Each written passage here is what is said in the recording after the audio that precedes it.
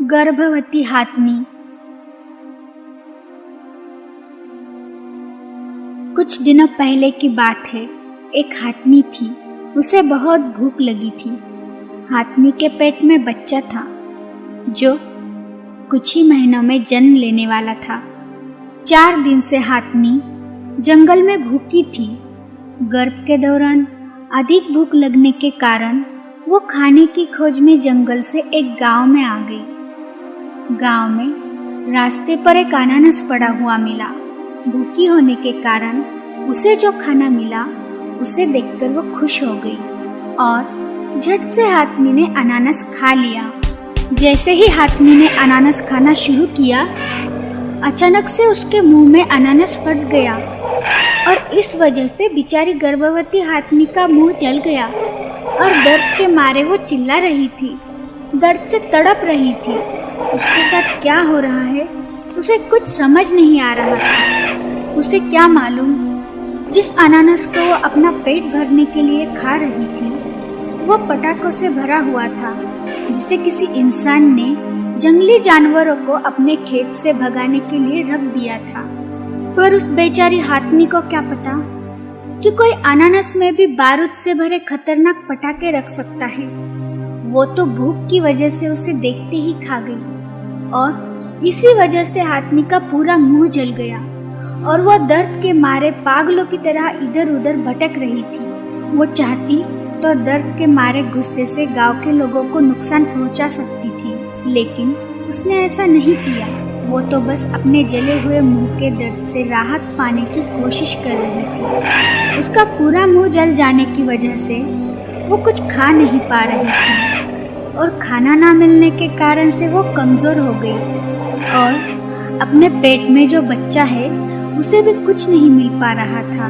इसी वजह से वो बेचैन हो गई। गांव के लोग उसकी तकलीफ समझ ही नहीं पा रहे थे।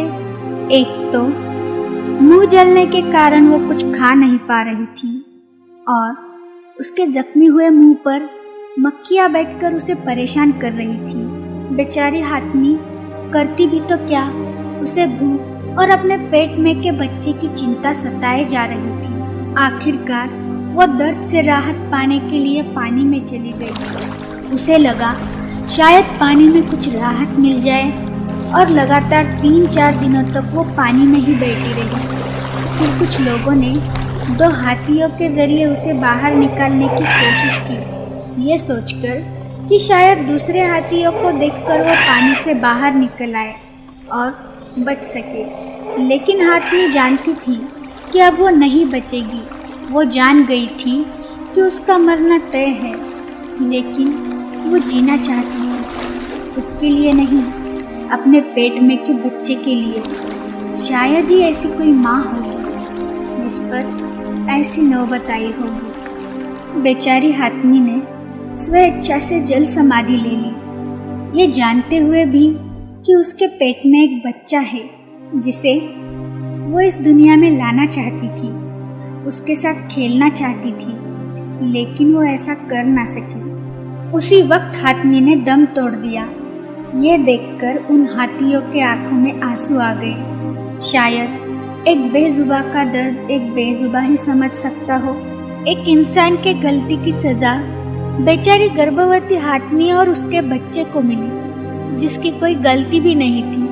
एक तरफ जिसे हम गणेश जी का स्वरूप मानकर उसे पूजते हैं, वही दूसरी तरफ अपने स्वार्थ के लिए उसी गणेश स्वरूप हाथी के साथ इतना दुर्व्यवहार क्यों? इंसान ये क्यों भूल गया कि वो एक माँ भी थी? शायद ही ये बात उसे पता ना हो, लेकिन वो ये क्यों नहीं समझ पाया कि वो भी एक बेजुबा जानवर है, उसमें भी जान है।